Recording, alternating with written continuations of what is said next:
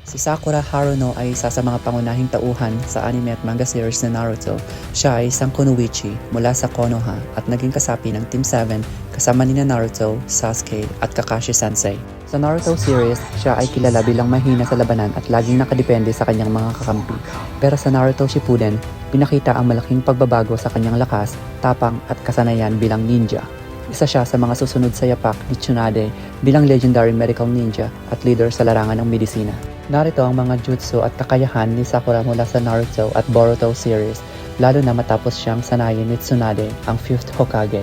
Ang Chakra Enhanced Strength. Ginagamit niya ang eksaktong kontrol sa chakra upang palakasin ang kanyang suntok o sipa.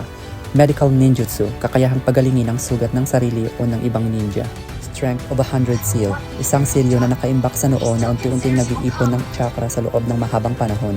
Kapag na-activate, nagbibigay ito ng regeneration ng katawan kahit matinding sugat at mabilis na self-healing without hand signs. At ang Mitotic Regeneration Jutsu, isang advanced regeneration techniques na nagpapagaling sa katawan sa cellular level. At isa sa pinakamagandang laban niya sa Naruto Shippuden Episode 20 kung saan pinakamalakas at pinakapinuri siya ng mga manonood. Kasama si Lady Chiyo, nilabanan nila ang Akatsuki member na si Sasura the Red Sand. Nagpakita siya ng superhuman strength, medical ninjutsu at trap intelligence. Maraming salamat at hanggang sa susunod. See ya!